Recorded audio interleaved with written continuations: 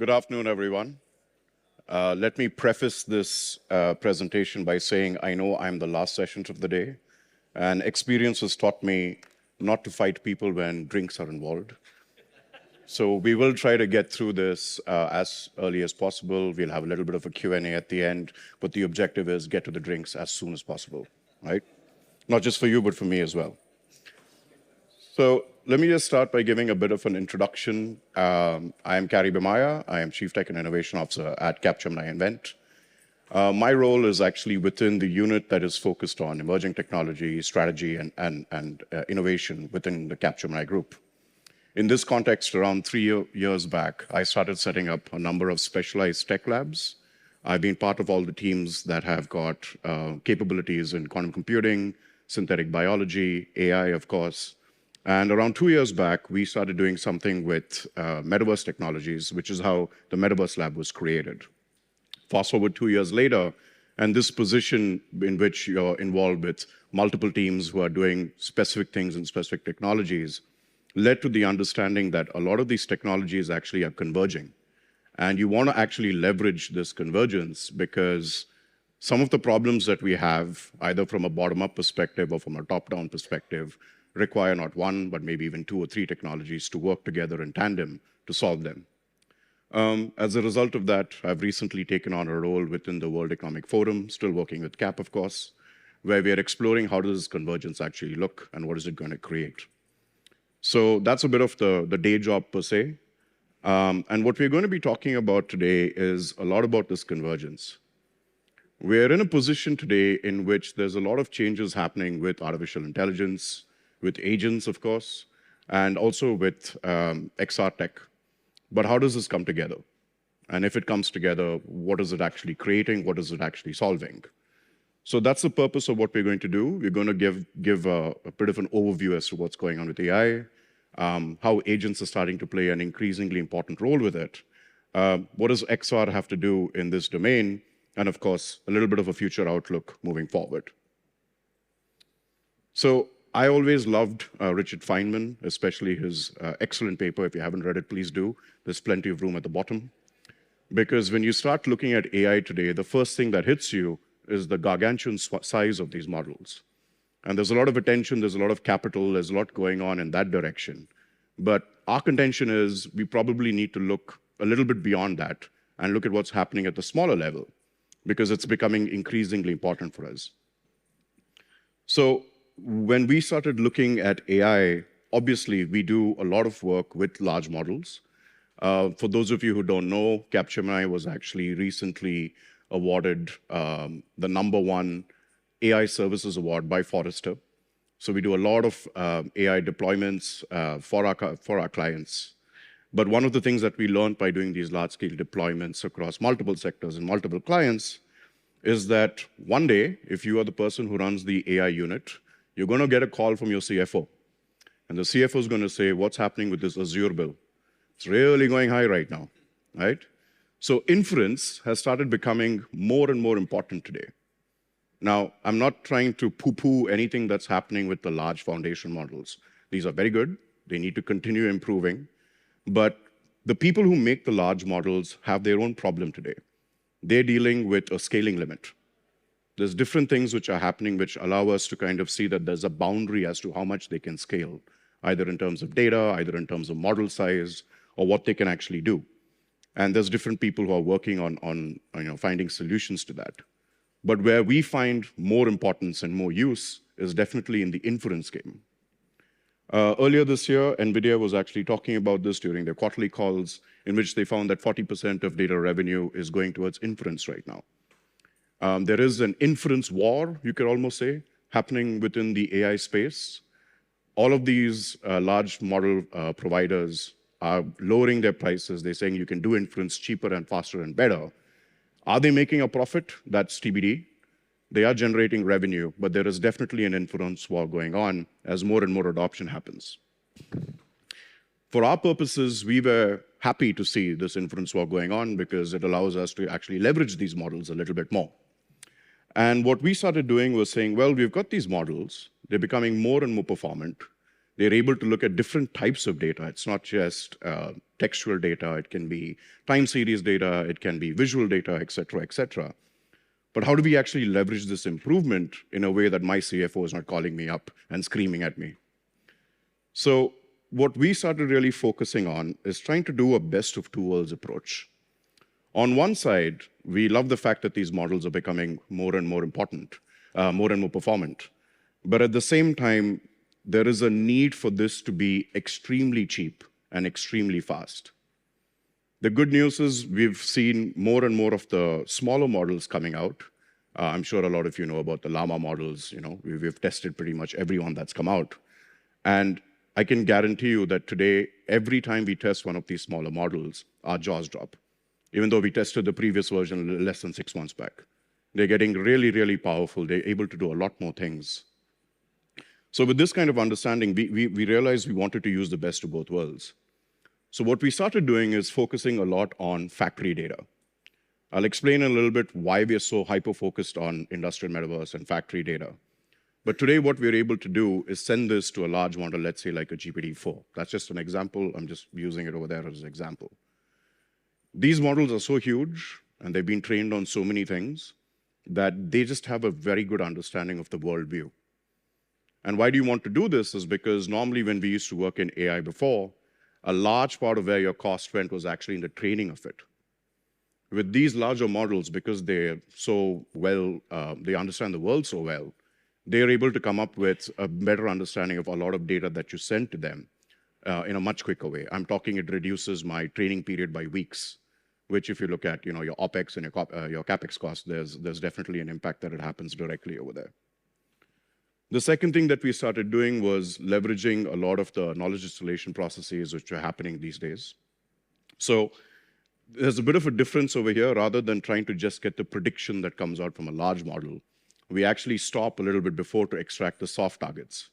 We don't want the ground truth. We don't want the AI model to tell us, hey, this sensor has failed.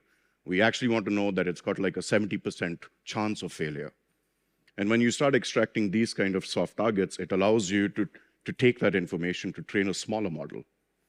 And that's a lot of what we've been doing over the past, I would say, 3 or 4 months at least, really focusing on how to use a large model, go over there, use it for a small period of time, get the necessary insights, and then use that to train a smaller model.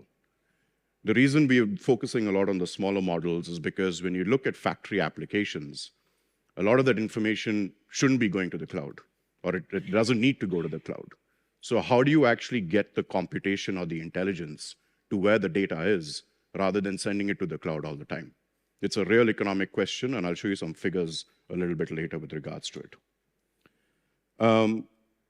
You still have to do quite a bit of manual work. Artificial intelligence isn't really artificial, and its intelligence is being debated right now. So there's a lot of manual work that actually happens with it, whether it's in the data pre-processing phase of it, or if you're trying to do the fine-tuning and the loss minimization aspects of it. But once you start actually doing this, you're realizing that it's not taking 2 or 3 months, it's actually taking 4 to 6 weeks, which has a huge impact on what you can do with the small model once it's deployed. So knowledge distillation was definitely one of the things that we've been focusing on, and we intend to focus on moving forward. But as I mentioned before, we have now got an environment which is filled with choice. 2 years back, when we first started looking at AI, when LLMs actually came out, there wasn't a lot of optionality. Fast forward 18 months later, and all of a sudden, you've got a thriving ecosystem in the large model space. More and more people giving price competition over there, which is good for users like us. But that has actually been shadowed by the amount of diversity that we are seeing with the small model space.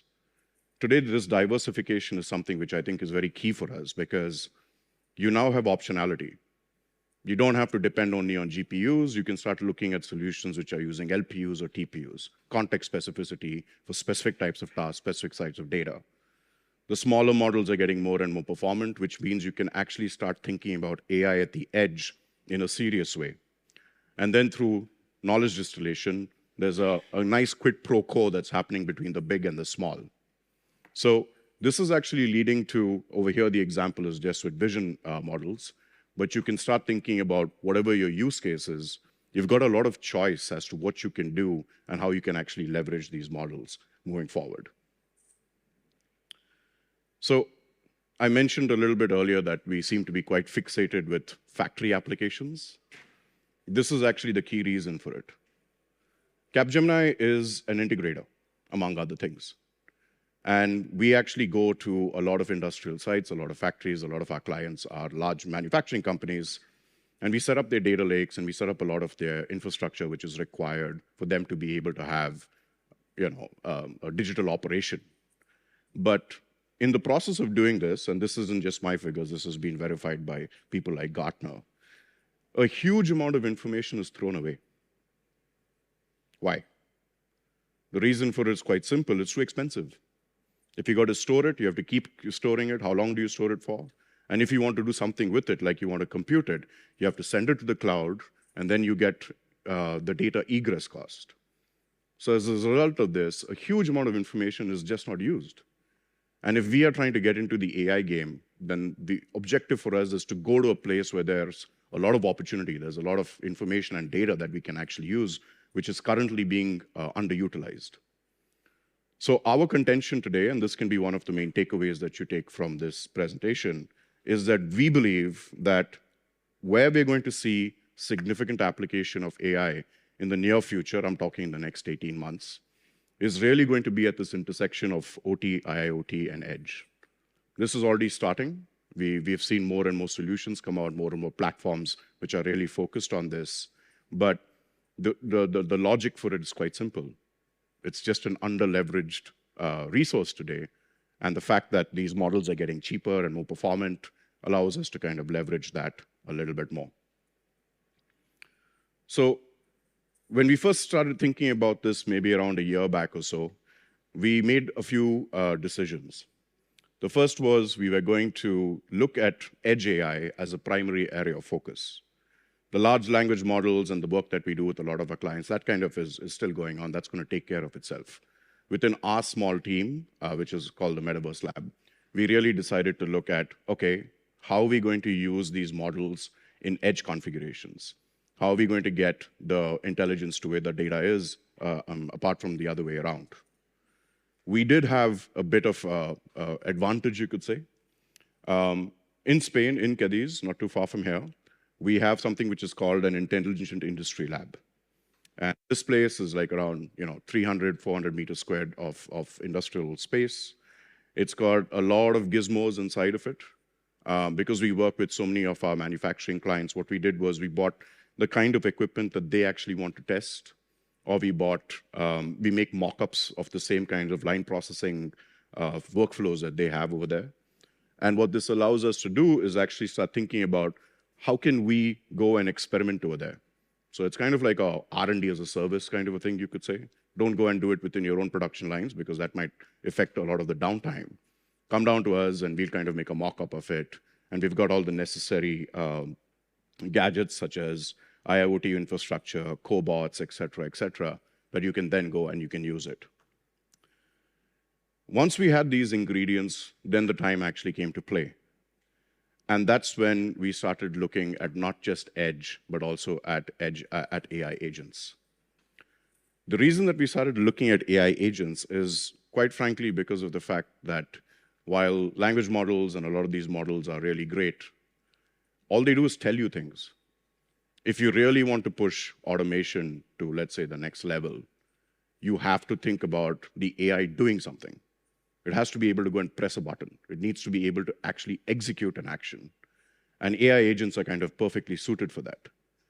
So we ended up complicating our own life. Rather than just looking at AI and looking at edge AI, we also decided to start looking at AI agents so that once you're able to do some kind of computation on the data, it has to lead to a certain kind of an action. So what I'm going to show you now is just like a series of small demos which shows what we did over the past year. It's kind of like our learning journey. It's scruffy.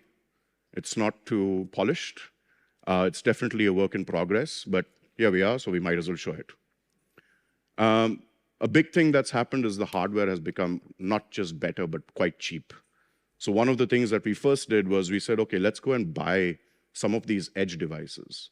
If you want to bring intelligence to where the data is, well, it needs to be something that's portable, right? And the NVIDIA Jetson was one of the first pieces of equipment that we bought. What we did with this was we did something really, really simplistic. We went to a road with a GoPro camera and just recorded cars driving by. We then took this information, went to a large GPT-4 model, and just said, hey, explain what you're seeing. Explain how you see what's happening. Can you identify certain brands of cars? Just like going ahead and asking generalistic questions. To say that we were floored by the response is an understatement. I mean, this thing is giving us 80% accuracy off the bat, without like just prompt training. That's all we did. We just asked it questions. Sometimes it gave the wrong answer. We would go ahead and say, hey, do that again, run it again. And it just started helping us do that again and again. Once we had a certain level of confidence, we then took that and put it on a Llama 3.1. And then put the entire configuration on NVIDIA Jetson. So this is actually something which is now portable.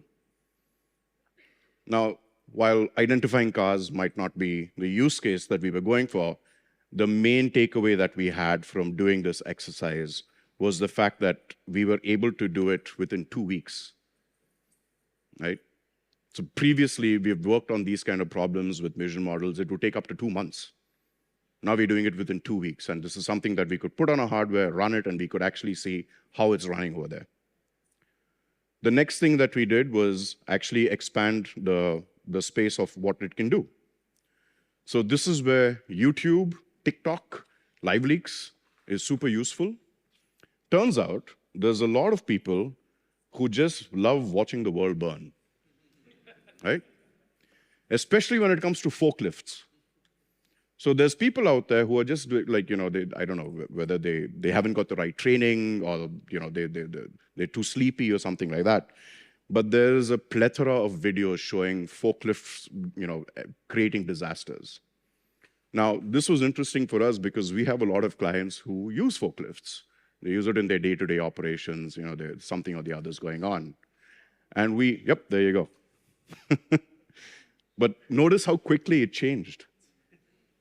Right? This is real time. This is like, you're asking it a false positive. That's the prompt you put. You give me a false positive. And the moment that the accident happened, it's able to kind of identify that this is happening over here. So we actually just got everything that we could. We got it from YouTube, we got it from Live Leaks, we got it from TikTok. Troves and troves of information, free, just lying around over there. Fed that into a large language model. A large foundational model. It was able to kind of help us identify what was going.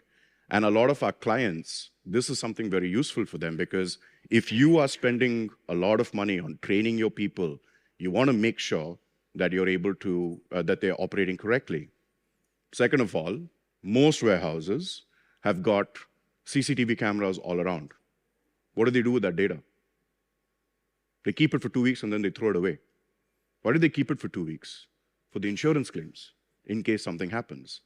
So there's a side effect of this kind of a use case, not just with the safety and the training and the good operation of a warehouse, but also the insurance premiums that you're going to pay. And if you're an insurance company, you're doing this for multiple clients. You're not doing it just for one warehouse. You're doing it for a whole fleet of them. So this kind of use case becomes very interesting to insurance companies as well, because they're like, okay, now we have an early detection system, or we can find out why something happened and really kind of find the cause of that kind of a disaster. And all of this from YouTube and TikTok and Live Leaks. So the reason I'm kind of showcasing all of this stuff to you is because it's changing the way that we are actually thinking about coming up with problem-solving solutions. Previously, if any one of you has worked in consulting, you're probably aware of this. You first have to go down over there, figure out what they're trying to solve, try to get the data for it. Once you've got the data, then you go and actually build like a model around it. Then you deploy, then you test. This can take up to 2 months if people respond to the emails on time. Now we're in a situation in which I can shortcut that. I can take information representative of the type of problem that a client has got, make something which is obviously not perfect, but it already shows, hey, this is what it can do. And now you can start thinking about the solution streams. And I can go back to the client within a short period of time, I'm talking 10 days, 2 weeks, and say, here's how it can look. And the moment you give people a visual metaphor that they can identify and they can say, oh, now I see the impact of it, that's how you start actually having new conversations about what the solution is, what the impact is, what other technologies are required in order to solve these things, et cetera, et cetera. Speed is not just related to development. It's also, oops, did I skip? No. It's also related to execution. So as I mentioned before, if you're going to be using an agent, if you're going to be using an AI, it's great that it can do this. You can ask it a question, it's going to have access to all the information that you've provided it to. It's going to be able to help you make sense of it, and that has got tremendous impact just in terms of productivity. But what about if you wanted to do something, right? And this is something that we are kind of like obsessed about. We love the AI, we love AI models, but it needs to be able to do something. So we actually started looking at different AI agent frameworks. We're quite well versed with LangChain, but we've got other options as well. But the way that we started defining it is that we look at an AI agent as a piece of tools, or it can be certain kinds of actions that it can take. It's a wrapper, a software wrapper around an AI model. So that when it gets some kind of indication of it, something has happened, it needs to do something, it actually has the ability to go and execute those actions. And what I'm going to show you in a few slides is actually how this looks. So we went back to our lab with this understanding, and we said, okay, what have we got here? Now the lab's quite new. It's a little over a year old. It's quite small. It's getting increasingly mighty day by day. And the first thing that we did was we have got a number of situations in which there is assembly that's involved.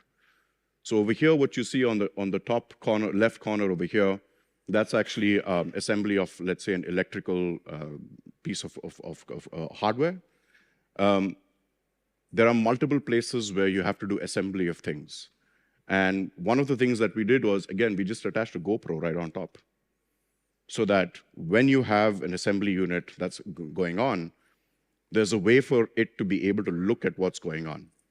You train it with the base model, or like, what is the perfect process? How does a perfect assembly need to happen? And this becomes its frame of reference. So it's like, okay, fine, I'm looking at what's going on over here. We also have this assembly unit with the Pokayoki system. This is essentially kind of like a way to ensure that people assemble things in the right order, in the right way. It's kind of like an indication. That's a standalone unit that just stays over there. What you have, on the other hand, is an AI agent sitting on top, connected to the feed of this camera, which has a base comparison model that knows what needs to be done, and it's constantly monitoring. Once something gets assembled, it then needs to go to a quality inspection booth. And over here, we've got a Fanuc robot with a spectrometer attached to it. This helps you actually see if there is a default somewhere, what can't be seen by the naked eye. The spectrometer is able to look at cracks which are invisible to us, et cetera, et cetera. And so we put that and attached an agent to it as well. And then lastly, because every factory has always got a control station, we were able to create a digital representation of it. This turned out to be one of the smartest ideas, actually, and got us thinking about the XR AI interaction, because we hadn't even thought that we might have the chance to actually communicate with an AI agent. If you look at any industrial process today, what do you have? You have dashboards, you have an RPA, you have to actually do a stand-up meeting every day to figure out what went wrong. In a lot of brownfield kind of installations, you're looking at Excel files. But now that you've got an ability to not just observe what's happening, have an early triggering system, which feeds into what kind of inspection needs to be done, you can use that and actually make avatars of those agents with whom you can communicate with. And that started making us think about, okay, it's not just AI on the edge with agents, it's also the XR component that becomes interesting. So we've started actually looking at mixture of agents. This is quite similar to what you call as mixture of experts. If you followed Mistral's work, you're probably familiar with it. But the main thing is you don't want to have one model doing everything, right? If you've got an AI model that's able to understand many things of what's happening within a factory floor, you want to be able to give task allocation. So we've got one agent, which is the assembly agent. If you go and ask this agent, what is the date of birth of Napoleon? No answer. But it can tell you everything about the different types of assemblies that are there. And in most factories, you probably won't have one thing to be assembled. There'll be multiple assembly stations. So it's an assembly agent. You then have the quality agent as well. They're normally connected to the assembly pieces that are being inspected. Same thing over there. It's a different piece of equipment. It's a different piece of hardware. Don't make the assembly agent do anything related to it. Get someone else to do that and do that really, really well. Each time you do this kind of task division, you actually become more and more optimized. And that was a key learning for us. We were looking at mixture of experts, and then we heard about mixture of agents. There's a number of economic benefits and even safety benefits that come out when you start giving more and more task specification to agents. More importantly, it also opens up the door as to how one type of agent can communicate with another type of agent. You're looking at a world today in which all this IIoT and OT equipment now has a way to not just have a little bit more automation attached to it, but then one piece of equipment can talk to the second one, and there's more synchronicity between the two of them. So with this, we kind of gave a certain bit of task to everything else. I think I've just kind of like spoken about it. But the main thing that comes out of this is we actually connected a lot of this to our Jira incident reporting system.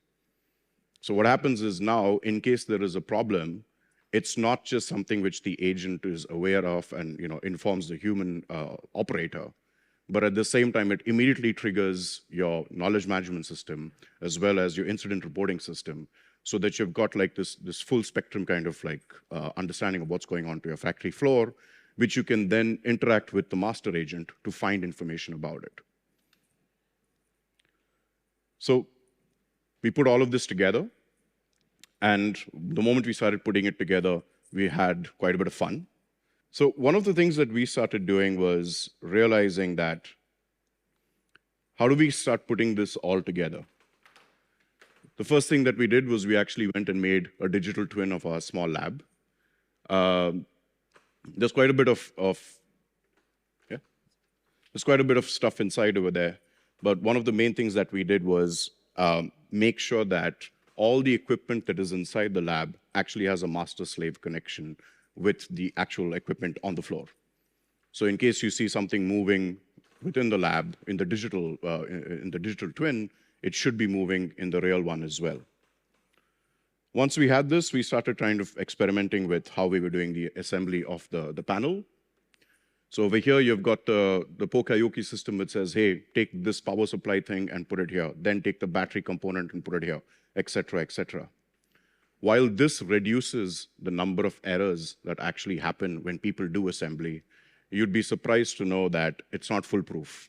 Because something as simple like this, getting a phone call, you pick up the phone, you have a quick chat, that affects the process that's happening. And what we were able to do was understand that every time that camera that's sitting over there, it sees one of these things, it's immediately able to understand that, okay, fine, something deviated from the norm. This can extend to someone dropping a bit of coffee, or the piece not being put in the right place, or it's in the wrong angle. Each and everything that gets observed gets logged. It gets logged, it gets put into an MQTT pipeline, and we actually use the pipeline as a way to communicate with the agent. But what we have over here is an actual person who is an operator. Now, the reason that we're doing it in this way in the digital twin is we have a number of our clients who are OEMs. And when they actually make a certain piece of equipment and it's given to a client, in case something happens, a lot of times they actually have to fly this person all the way to God knows where in order to go and make sure that everything is okay. So what was actually happening was over here when the agent actually noticed that there was a problem that's actually happening, it not only understood where the problem happened, it was able to tell the other agent, the quality inspection agent, when you check this piece of equipment, focus right here. And what that does is it optimizes a lot of the quality inspection time. Today, the way that we do it in most industrial manufacturing processes is we'll scan the entire thing. But the fact that the agent has already identified that there was something that happened, maybe the operator did a bad operation or there's something else that's happened, it helps actually the quality inspection agent tell the quality robot to go to that specific place to actually check up what's happened. The second thing that it allows us to do is have an interrogation facility, which we didn't have before. So today you can actually go to the digital twin. Hello, Tyler Jacobs. And you can go and ask a question to the agent. So over here, the operator, who can be remotely based, so that they don't have to be actually in the site per se, can now actually go inside the digital twin and say, well, I heard there was an incident. And as a result of that, it triggered something. Tell me what actually happened. Tell me the logs. Tell me what actually happened. There was a minor delay due to the incident with the component being placed upside down at step 4. However, the operator corrected the error promptly, and the assembly process continued without significant disruption. Right. The operator can then also have other functions in which they You're welcome, Tyler. Feel free to reach out to the assembly AI agent for more detailed information. Exactly. So it will direct it. It only can give you the summary of it. If you want to dig deeper into it, you need to find out more information, you go and talk to the second agent. I mean, you go and ask the question to the second agent and say, okay, what was... I detected a possible error with the placement of component 9 in step 5 during the assembly process for batch 1. So this interaction with it is quite useful because Please follow me. You can start actually understanding where the problem was, what actually happened. Plus, because it's got the log, it can recreate the situation that happened to you. Let's head over to the digital Pokeyoke station to check the details. So it'll take you to the same place, it'll show you what's actually happening, and it'll recreate the same situation for you so that you can make an educated understanding as to whether this is a one-time thing the or is downtime during the something that incident can in batch happen 1 again and was again. approximately 15 minutes. The issue was related to the placement of component 9 in step 5, which required the operator to review and correct the mistake. Right. So this continues, and I'm just kind of like skipping through it because we lost a little bit of time, but you can actually interrogate it in terms of... Yes, there was one incident reported today. A component was placed upside down at step 4. The operator has been alerted, and the error has been corrected. You can actually ask it questions in terms of how do I need to optimize? Or did this problem that happened actually affect the production of the entire assembly line today? And it'll not only give you the answer, but it'll also tell you, you know what, yes, it was I an analyzed issue, the specific requirements of the but at the same time, and it wasn't selected that much of an optimized issue. inspection We were able to program fix from a it, pool of available programs. and we were able to optimize This somewhere ensures that else. the inspection process is thorough while minimizing the time So, required. while this is quite useful, where it starts becoming really interesting with agents is when you can attach tools to it. And one of the things that we did recently was see how does this actually work. Now, this was interesting to us because what we essentially wanted to do was have a human in the loop. That in case the agent comes across a situation that it is not trained for or it doesn't know what it's supposed to do, it should reach out to the human expert immediately and stop everything and say, tell me what I should do.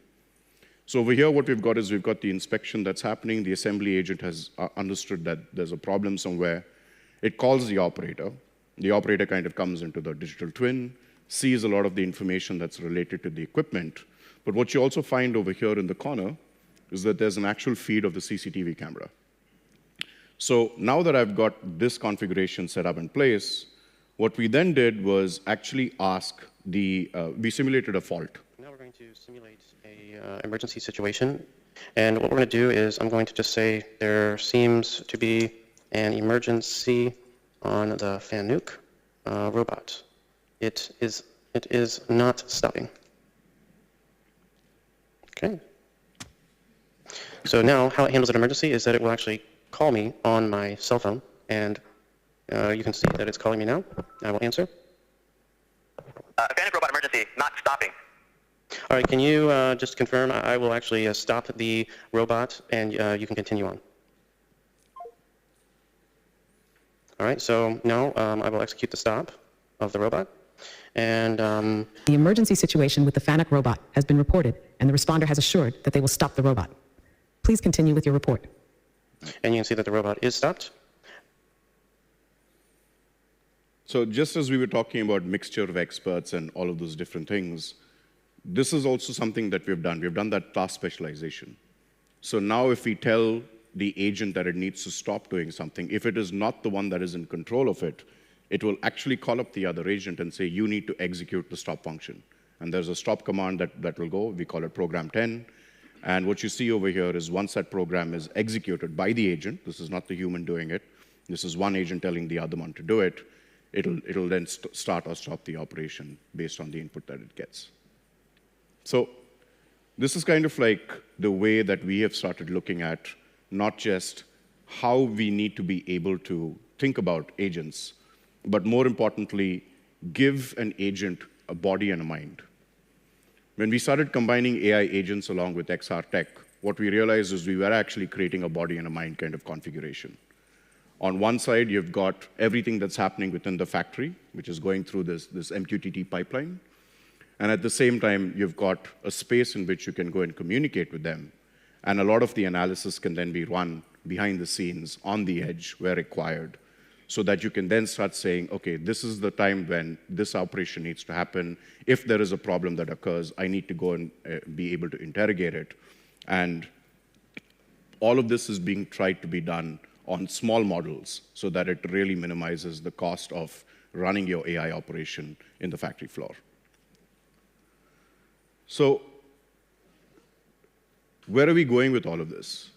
The way that we are looking at it today is agents are starting to become kind of like the beating heart for us when it comes to IIoT, OT, and edge. On one side, you've got the large models. You want to use the large models. They're great for knowledge distillation. Go ahead and use them. But then once you've got those large models, they can be used to train smaller ones. You can interact with them using digital twins. And then if you're trying to embody them, then the robotics component comes in. And if you're doing it with a swarm of robots or with multiple things which are moving around, then your 5G and connection issues also come into play. So if you look at any kind of factory tech stack today, this is kind of like how it's broken down. But we find that agents have got more and more role in the center of all of this. The reason that we think so is because what we are seeing today is the creation of a new kind of typology. What we've been talking about and what I just showed you through the small demos is really the top layer. We were very interested in figuring out how you can actually interact with these agents, because we think that's something which changes the way that a lot of our clients actually do their daily operations. But what we're also seeing is the creation of new types of agents. You have different types of agents that do specific things, some of which we call visible, the others which are invisible. And currently, if you look at the way that factory plants are going to evolve, you're going to find more and more of these agents doing these kind of operations and connecting with each other and talking to each other. There's a lot of advantages that kind of come out of this which go beyond what RPA can provide us today. And this is one of the reasons that when we look at how RPA exists today, we're not saying throw the baby out with the bathwater, but essentially we think that agents is going to be something which really builds on top of that so that you can either have a better understanding of what's happening within your factory floor, or you can push the limits of automation through agents. So I'm coming towards the end of the presentation over here, but a good thing for us is we are quite confident today that we are on the right trend. Forrester actually published this a little bit earlier in the year, I think that's from April 2024, in which they have already started seeing that there is a transition happening in the world of manufacturing. Agents seem to be used right now for really small things, which is normal. We still need to gain our confidence with regards to them. But as we start getting more and more confidence with them, we're going to see them coordinating different types of actions, different types of workflows. There seems to be a plan that's coming out in place. This is Forrester's opinion, of course. But I can tell you that today when we speak to a lot of our clients in the manufacturing space, agents is something that they are seriously looking at because they understand that RPA was great, but now we need to move to the next level. So I'll end with this slide because it kind of summarizes everything that we've been talking about. It comes back to what we mentioned in the very beginning. Different types of technologies means that they converge at some point to be able to create solutions which haven't been seen today. And right now, if you look at the factory manufacturing space, whether it's for OEMs or for clients who use the products that come out of OEMs, it's really this convergence which is starting to shape the way that we think about the future of automation in factory spaces. I'm happy to say that we recently published about this. When I say we published about it half an hour before this session started, right? So this is an article that was written along with the CEO of Synapse. If anyone uses a Fitbit or those new Nikes which auto-lace themselves, that's made by them. They are experts on-device intelligence. They're part of Capgemini, and we were having a conversation about what does Gen AI mean if you move it to the edge. So you can find a lot of our thinking. It's a short report. It's easy to read. It's not a very complicated technical document, which was published over here just today. So this shows us how we're thinking about it. I hope it shows you how we're thinking about it. And I would like to end by just saying that the future of AI definitely is going to be on the edge and focused on manufacturing processes.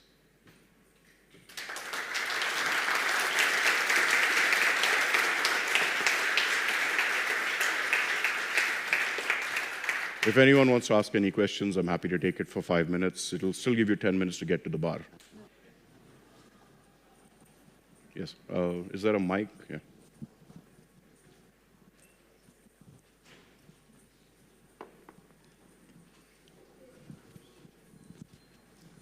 Thank you.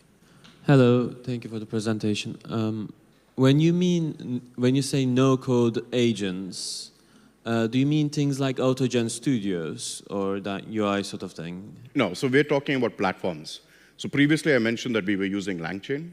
LangChain is really useful as a framework because it's got different components, the memory component, the API components, et cetera, and you want those things.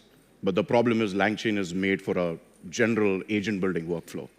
So today what we're seeing is you're able to get those kind of frameworks which are very specialized for factory applications.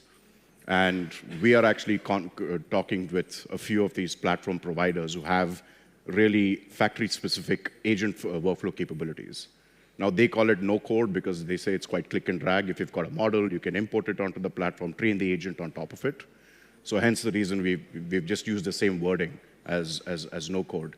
But yeah, there are platforms today which are really focused on building agent workflows for factory operations. Okay, thank you.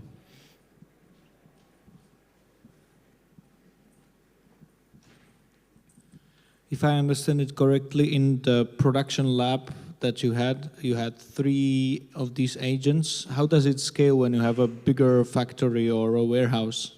Yeah. So over here, we have to start thinking. This is why we're working with the clients. What we've shown right now is really it's our own test bed, it's our own experimentation, us being able to actually figure out how much time it takes to train on these kind of processes. That's what we did. We now got a template that allows us to just figure out how to do it. But when we go to an actual client site, normally what we find out is they don't want to do it across the entire production line. That's going to be a 5-year plan. But where is it that they really, really need it? The 2 areas where we find agents to be very useful is when precision is required or if boredom is involved. You don't want humans to be involved in that. So you want those kind of use cases to be the places where you start first. And once you've got enough confidence and performance benefits over there, then you connect it to other kinds of areas within that value chain. Precision, and the second one was what? Boredom. Boredom. Okay, thank you.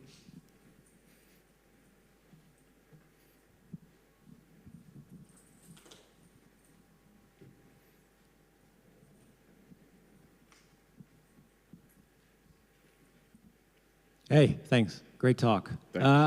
I'm curious, a lot of the testing you've been doing has been in factories primarily. It has a lot to do with your customers, obviously. Mm-hmm. Have you come across or had any brainstorm sessions about other areas where AI agents really, can potentially spark something interesting? Surgical robots. So that's, okay, so this is fun because what I didn't mention over here, because I was trying to be a little conscious of time, is this top layer has really changed the way that we've started thinking about human-machine interaction and human-machine understanding. So when it comes to surgical robots or anything in which you need an expert to sit down and actually do something very complicated, you want to be able to understand not just how they are using the technology, but if the technology can understand how they're feeling, right? And if you're doing something which requires a lot of concentration, you get facial tics. Affective computing comes into play, in which they're having fatigue and they're having, the eyes are getting a little bit tired, whatever it is. So this is helping us now look at the opposite part of using AI, which is how is it actually affecting the person that's using it?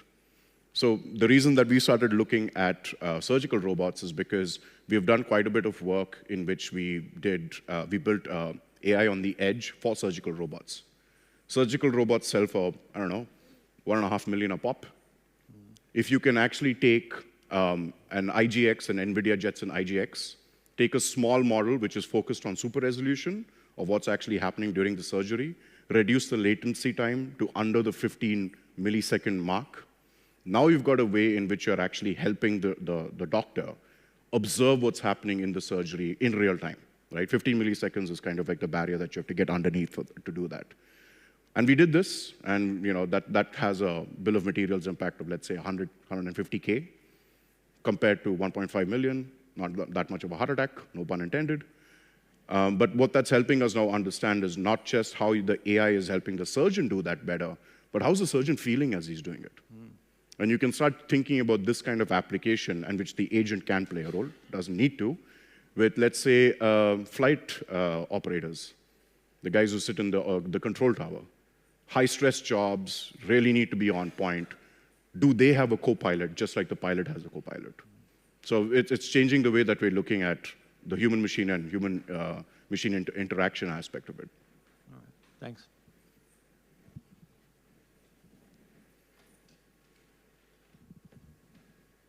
All right, we got 10 minutes before we can go and get a drink. So thank you so much for coming over. Happy to take questions later.